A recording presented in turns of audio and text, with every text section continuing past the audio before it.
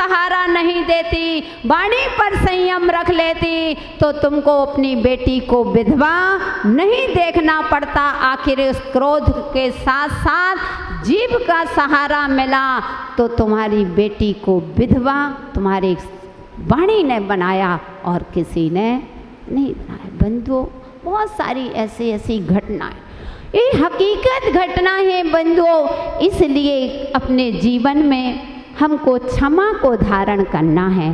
कैसे क्षमा को धारण करते हैं? तो कड़वी बात का मधुर जवाब दें।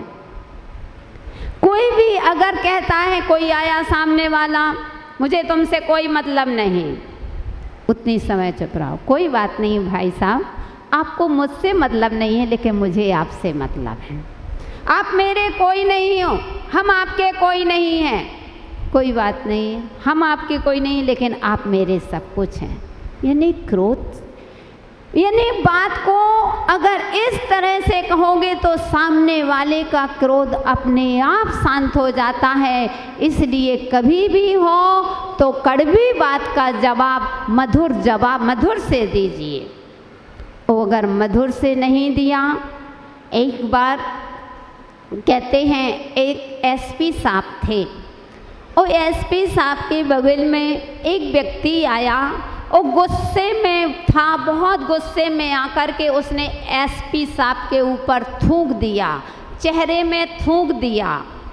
जैसे ही थूका, जो इंस्पेक्टर खड़ा था, अब उसको इतनी तेज़ी से गुस्सा आया, उसने कहा कि इतना एसपी साहब का इतना बड़ा अपमान, और उसने तुरंत तलवार बंदूक निकाली और जिसने थूका उसके सीने से लगा देता है। जैसे ही सीने से लगाया, एसपी साहब ने देखा और तुरंत उनके हाथ से बंदूक ले ली। एक सेकंड के लिए सहज भाव से देखा और बंदूक लेकर के अपने पास रख लेते हैं और इंस्पेक्टर साहब से कहते हैं, क्या आपके पास रूमाल है? क्या आपके पास रूमाल है? उसने कहा है। क्या थोड़ा दीजिए। और इंस्पेक्टर था, उसने अपने जेब से निकाल करके और उसको रूमाल दिया। जैसे ही रूमाल दिया, चेहरे पर जो थूक लगा था उसने पोंछ लिया और एसपी साहब इंस्पेक्टर साहब से कहते हैं कि जो काम रूमाल से हो सकता है वह बंदूक से करने से क्या फ़ायदा।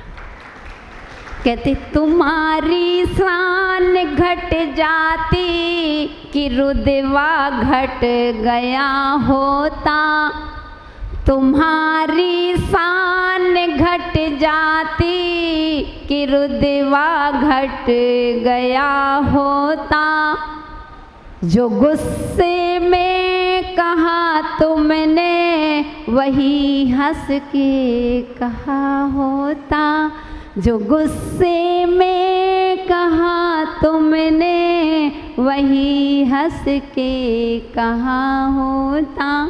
तो बंधुओं, हमें अपने जीवन में गुस्सा जब आती है तो चुप्पी साधो, मधुर व्यवहार से दो। और तीसरा कहते हैं, अगर किसी से गलती भी हो जाती है तो आज का धर्म कहता है कि माफ़ कर देना, माफ़ी मांग लेना, माफ़ कर देना। क्योंकि बंधुओं, मैं भी कहती हूँ, अगर कोई गलती करता है, किसी ने तुमसे गलत कह दिया, तो आखिर उस पर क्रोध क्यों करना। सोचो, ये हमारा पूर्व का कोई ना कोई रिलेशन में रहा होगा, इसीलिए तो गुस्सा करता है। और जो अपने होते हैं अपने ही तो कहेंगे, बाहर के तो कोई कहेंगे नहीं। तो गुस्सा किस बात की करना। अगर माफ़ नहीं करते हो तो हम कहते हैं, अगर सामने वाले ने गुस्सा किया और आप तिनतिना उठते हो, आपको बहुत तेज़ी के साथ गुस्सा आता है, तो कभी कभी बंधुओं अपने ही दांतों से अपनी जीभ कट जाती है, कट जाती ना, अपने ही दांतों से अपनी जीभ कट जाया करती है। अगर जब अपनी ही जीभ कट गई तो अपने दांतों को तोड़ के फेंक देना चाहिए। क्या फेंकते हो? क्या बोलो, फेंकते हो? कटती है, बहुत बार कटी होगी। अपने ही दांत, कभी कभी अपने ही दांतों से अपनी जीभ कट जाती है, तो क्या हम उस जीभ दांतों को तोड़ के फेंकते हैं क्या? नहीं फेंकते हैं। ऐसे ही भव्यात्माओं अगर हमारे परिवार से हैं, हमारे समाज के हैं, हमारे कोई रिश्तेदार हैं, हमसे बड़े लोग हैं, अगर किसी ने कुछ कह दिया है, अगर गुस्से में आकर के बोल दिया है, तो उतनी समय उनको माफ़ करो। क्योंकि बंदो, क्षमा मांगना बहुत सरल है, लेकिन क्षमा करना बड़ी बात है। सबसे बड़ा अगर कठिन काम है तो क्षमा करना। कितने बड़े बड़े ऐसे त्यागी व्यक्ति होते हैं बंदो, इतने इतने उपवास कर लेते हैं, लेकिन क्षमा, सामने वाला क्षमा भी मांग रहा है लेकिन क्षमा नहीं करते।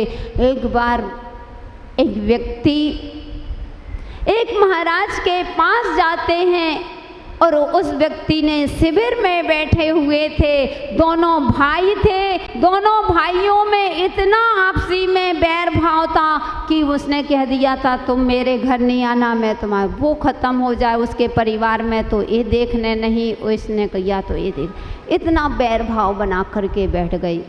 अब उन महाराज, जैसे उस व्यक्ति ने, बड़ा भाई था, केस चल रहा था कोई कारण के, किसी कारण, क्योंकि बंधु संसारी प्राणी हो, व्यक्ति पाई पाई ले लेता है, तो उसने केस लड़ रहा था ज़मीन के कारण से। उस छोटे भाई ने केस कर दिया था। अब वह लड़ाई झगड़ा, उसने 32 उपास किए। तो 32 उपास के बाद जब उसकी पारना थी, तो दुनिया तो साता पूछने आती है, और घर का भाई साता पूछने ना जाए। अब कैसे जाए, क्योंकि बैर बना बैठा है। कैसे क्षमा मांगूं, मैं बड़ा, मैं क्यों झुकूं? वह कहता है मैं छोटा, मैं क्यों, मेरी गलती नहीं, कौन झुके? बंधु, अब संकोच लग रहा है। अब वह व्यक्ति जो छोटा भाई था वह बाद में आया। तो मुनिराज ने कहा कि भाई, मैंने सुना तुम भाई, उनके भाई हो? बोले हाँ।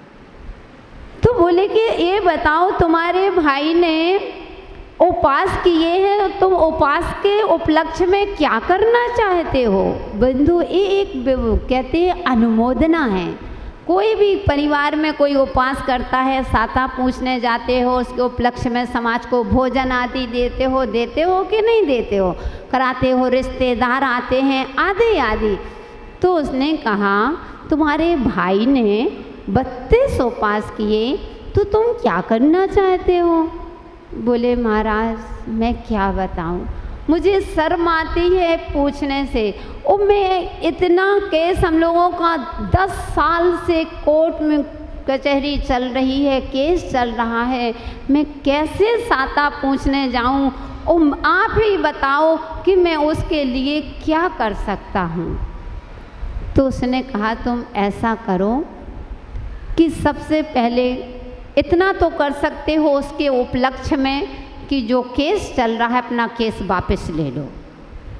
वह तैयार हो गया, बोला ठीक है महाराज, मैं आपकी बात से सहमत हूँ, मैं आपको वचन दे कर के जाता हूँ। अब कल तो संडे है, परसों मंडे को जा कर के मैं अपना केस वापस ले लूँगा।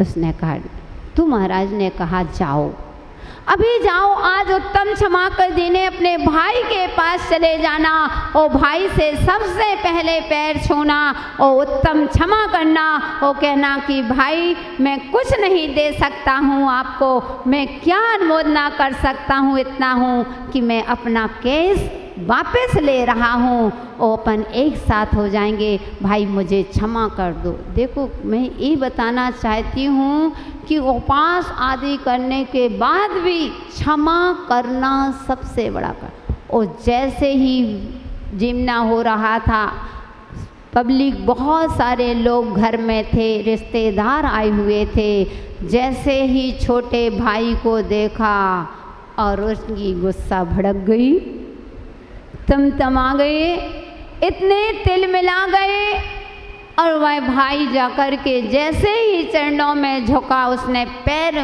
उठा लिए और पीछे मुंह कर लिया, तिरछा मुंह कर लिया। उसने कहा कि भाई मुझे क्षमा करो, मैं पहले केस उठाता हूँ, अपना झगड़ा समाप्त, सारे कोर्ट कचहरी समाप्त, भैया एक बार क्षमा कर दो। वो गुस्से में उठा, भाग गया, लेकिन वह कहता है मर जाऊंगा लेकिन मैं तुमको क्षमा नहीं करूंगा। अब बताओ किस काम के तुम्हारे उपवास, किस काम के तुम्हारे व्रत कि तुम अगर छोटा भाई अगर तुमसे माफ़ी मांगने गया, माफ़ी मांगना सरल है लेकिन माफ़ करना सबसे बड़ी तपस्या है। इसलिए बंदो अपने जीवन में हमेशा क्षमा भाव धारण करो। अगर किसी ने कह दिया है तो उस पर उन बातों पर ध्यान नहीं देना पड़ता है। और कभी कभी बंदो जो बड़े होते हैं गुस्सा दिखाना पड़ता है। एक गुरु होते हैं शिष्य के ऊपर गुस्सा करते हैं, इसलिए करते हैं कि शिष्य का भविष्य अच्छा रहे। गुरु को कोई स्वार्थ नहीं होता है। कोई गलती करते हो, आप लोग हैं श्रावक होते हैं, कभी आप संघ की अथवा मैनेजमेंट व्यवस्था अच्छी नहीं करते हो तो डांटना पड़ता है। साधु गुस्सा भी करता है। कोई कार्यक्रम होता है और उसमें अगर व्यवस्था बिगड़ी तो साधु को गुस्सा भी आ जाता है। लेकिन ध्यान रखना, उस वह साधु अंदर से नरम होता है, वह क्रोध नहीं करता, क्योंकि महाराज जो होते हैं वो नाराज नहीं होते, और जो नाराज होते हैं वह महाराज नहीं होते हैं। इसलिए बंधु साधु हमेशा क्षमा में रहते हैं। तो कभी कभी मैनेजमेंट बनाने के लिए शिष्यों को शिक्षा दें। जो बड़े होते हैं सोचते हैं इनका विकास हो जाए, इसलिए उपेक्षित कर देते हैं, नहीं बोलना। अब इसका मतलब कि तुम सुधर जाओ। गुरु की कसाई नहीं है, बड़ों की कसाई नहीं है, इसलिए कि तुम्हारा सुधार हो जाए। सुधार की दृष्टि से अगर बड़े लोग अगर कभी गुस्सा करते हैं तो वह गुस्सा में नहीं आता, उसके अंदर तो तुम्हारा प्रेम छिपा हुआ है, प्यार छिपा हुआ है।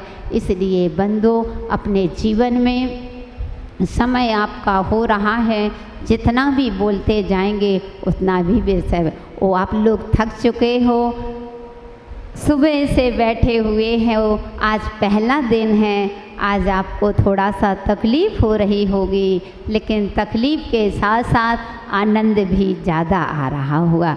तकलीफ़ शरीर की है तो, लेकिन आत्मा में जो आज खुराक मिली है वह खुराक आपको कभी मिली नहीं होगी। इतना अच्छा अपना सुबह से अपने कार्यक्रम चल रहे हैं। तो बंदो लास्ट में आपसे इतना ही कहूँगी कि जिस प्रकार से एक तीली होती है, माचिस की तीली देखिए, तीली होती है, थोड़े से संघर्षण करने से वह सुलग जाती है, जल जाती है। क्यों जलती है? क्योंकि उसके सिर तो होता है लेकिन उसके पास दिमाग नहीं होता है। उस तीली के ऊपर सिर तो होता है लेकिन उसके पास दिमाग नहीं होता है। भवआत्माओं, आप तो मानव हो, आपके पास सिर भी है और आपके पास दिमाग भी है। इसलिए बंधुओं, कभी भी सामने वाला मालूम है अगर कोई गलत बोल रहा है तो गलत का जवाब क्या देना। अगर कोई गुस्से में किसी ने अगर गलती हो गई, अगर किसी ने कहा तो उस गलत का जवाब क्या देना। क्षमा भाव धारण करेंगे। जो अपने से बड़े हैं, गुरुजन हैं अथवा हमारे परिवार में हैं, वह लाल बत्ती के समान होते हैं। जिस प्रकार से आप चौराहे पर जाते हैं, अपनी गाड़ी लेकर के जाते हो और लाल बत्ती आ जाती है तो आप गाड़ी को वहीं स्टॉप कर देते हो, कर देते ना, वहीं गाड़ी को रोक दे। भले ही आपको जल्दी पहुंचना है, अर्जेंट पहुंचना था, लेकिन आप उस लाल बत्ती का कभी उल्लंघन नहीं कर सकते हो। आपको मालूम है अगर लाल बत्ती का उल्लंघन किया तो हमारी घटना दुर्घटना कुछ भी हो सकती है, इसलिए आप अपनी गाड़ी को रोक देते हो। ऐसे ही माता पिता होते हैं, गुरुजन होते हैं, हमसे बड़े होते हैं, तो वो कभी गुस्सा करते हैं तो सोच लेना लाल बत्ती है, आज हमारे लिए खराब लग रहा है लेकिन कल हमारे लिए बहुत अच्छा होगा। इसलिए बंधुओं कहते हैं क्रोध नरक का कारण है, मिथ्या नहीं ये भाषण है। क्रोध कभी मत करना तुम, पापों से भी डरना तुम। क्षमा को धर के हो क्षमा को धर के जीवन सफल बनाओ रे। जीवन उड़ती हुई पतंग कब कट जाए रे। जीवन उड़ती हुई पतंग कब कट जाए रे। ऐसी बंधु ऐसी भावना के साथ क्षमा हृदय जीवन का आभूषण होता है, उस आभूषण को जीवन में धारण करके क्रोध का त्याग करके अपने जीवन में उत्तम क्षमा धर्म को धारण करें, तभी आपका जीवन सार्थक होगा। इन्हीं पुनीत भावनाओं के साथ समय आपका पूरा हुआ। जय बोले उत्तम क्षमा धर्म की 3 बार जाप करेंगे। ओम ह्रीम उत्तम क्षमा धर्मांगाय नमः। ओम ह्रीम उत्तम क्षमा धर्मांगाय नमः। ओम ह्रीम उत्तम क्षमा धर्मांगाय नमः। जिवली उत्तम क्षमा धर्म की परम पूज्य संत श्रोमणी आचार्य गुरुदेव 108 विराग सागर जी महामुनिराज जी की।